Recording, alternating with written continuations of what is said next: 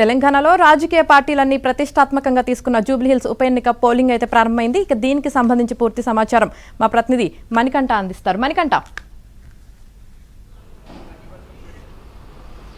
5 నిమిషాల క్రితమే జూబ్లీహిల్స్ ఉప ఎన్నికకు సంబంధించి పోలింగ్ ప్రారంభమైంది. ప్రస్తుతం మనం వెంగళరావు నగర్లోని శ్రీనివాస వెస్ట్ ఓటింగ్ కేంద్రం వద్ద అయితే ఉన్నాం. మనం చూసుకోవచ్చు విజువల్స్లో ఎన్నికల అధికారులు ఏ విధంగా ఏర్పాట్లు చేశారు అనేది ఇక్కడ మనం స్పష్టంగా అర్థమవుతూ ఉంది. అలాగే ఉదయం 7 గంటలకే ఓట్లు వేసేందుకు అటు ఎవరైతే ఓటర్లు ఉన్నారో వాళ్ళంతా కూడా ఇప్పుడిప్పుడే ఓటింగ్ కేంద్రానికి అయితే వస్తూ ఉన్న సిచ్యువేషన్ కూడా ఉంది. అన్ని ఎన్నికల అధికారులు ఎవరికి ఎలాంటి ఇబ్బందులు లేకుండా అన్ని ఏర్పాట్లు చేసినట్లుగా కూడా తెలుస్తుంది.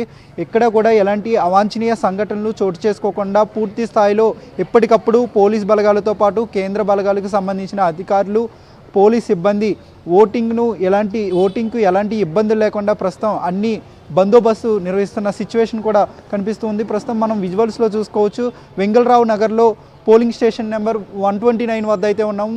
విజువల్స్లో ఈ ప్రాంతానికి సంబంధించిన కాలనీ వాసులు కూడా ఇప్పుడిప్పుడే తరలి వస్తూ ఉన్నారు. వాళ్ళు ఓటు హక్కును వినియోగించుకునేందుకు ఇప్పటికే వచ్చి చేరుతూ ఉన్నారు. ఒక్కొక్కరు కూడా అటు ఎన్నికల అధికారులు కూడా ఎక్కడ కూడా ఎలాంటి ఇబ్బందులు లేకుండా మంచినీళ్ళని ఏర్పాటు చేశారు. అలాగే ఎవరైతే వృద్ధులు ఉంటారో వాళ్ళ కోసం వీల్ చైర్స్ని ఏర్పాటు చేశారు.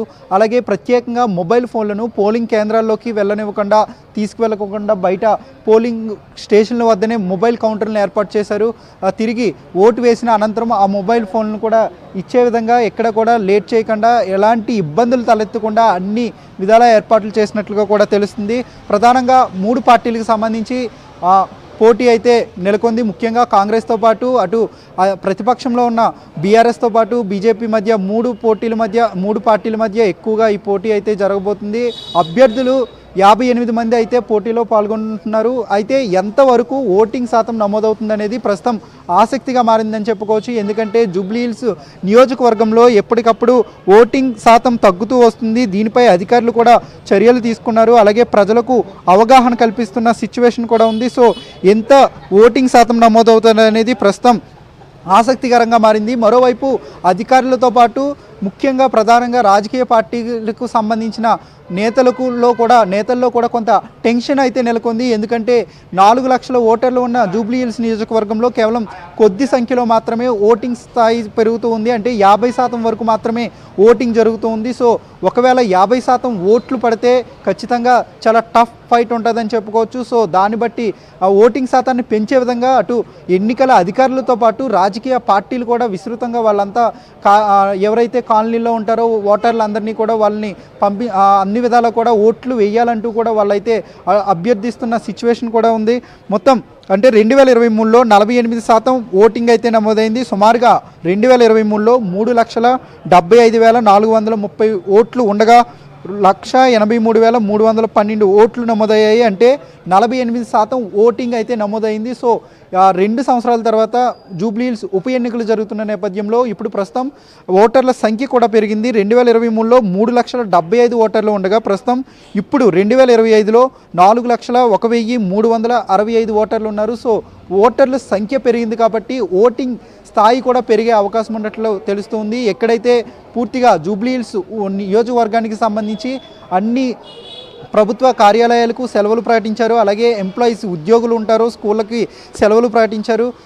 అందరూ కూడా ఓటు హక్కు వినియోగించుకోవాలంటూ ఇప్పటికే ఎన్నికల అధికారులు కూడా విస్తృతంగా వాళ్ళంతా కూడా ప్రచారం చేశారు. అటు రాజకీయ పార్టీలు కూడా ఇంటింటికి వాళ్ళు వెళ్ళి ఎన్నికల ప్రచారం నిర్వహించారు. అలాగే సీఎం రేవంత్ రెడ్డితో పాటు బీజేపీ నాయకులతో పాటు అలాగే బీఆర్ఎస్ కేటీఆర్ కూడా రోడ్ షోలు నిర్వహించారు. విస్తృతంగా సభలు నిర్వహించి తమకు గెలిపించాలంటూ తమ అభ్యర్థులను గెలిపించాలంటూ గత నెల రోజుల నుంచి వాళ్ళంతా కాన్వెసింగ్ చేసిన సిచ్యువేషన్ కూడా ఉంది. సో ఎట్టకేలకు ఈరోజు అయితే ఓటింగ్ జరగబోతుంది. సో అటు రాజకీయ నేతల్లో అలాగే 2 తెలుగు రాష్ట్రాల్లో కూడా జూబ్లీహిల్స్ ఉప ఎన్నికలకు చాలా ప్రాధాన్యత ఏర్పడింది. ఎందుకంటే ఈ సిట్టింగ్ స్థానాన్ని కాపాడుకోవడానికి బీఆర్ఎస్ ప్రయత్నిస్తుండగా కాంగ్రెస్ పార్టీ కూడా ఇక్కడ పాగా వేయాలనే ఆలోచనతో కూడా ఉంది. సో విస్తృతంగా వారం రోజుల్లో చాలా ఎక్కువగా ప్రచారం కూడా నిర్వహించిన సిచ్యువేషన్ కూడా ఉంది. సో ఎవరు గెలుస్తారు, ఈ మొత్తం జూబ్లీ హిల్స్ ఉప ఎన్నికకు సంబంధించి నియోజకవర్గ ప్రజలు ఎటువైపు ఎవరి వైపు ఉంటారనేది ప్రస్తుతం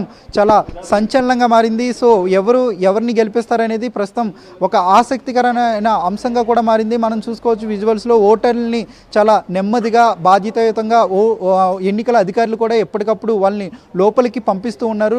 ఆ లోపల ఎవరికి ఎలాంటి ఇబ్బందులు లేకుండా ఓటు హక్కును వినియోగించుకున్న తర్వాత కొంతమందిని అంటే వేరువేరుగా అత్యధికంగా తక్కువ మందినే లోపలికి పంపిస్తున్నారు. సో అంటే అక్కడ లోపలికి వెళ్ళిన తర్వాత కూడా ఓటు వేసేందుకు ఎలాంటి ఇబ్బందులు లేకుండా పూర్తి స్థాయిలో లోపల పంపిన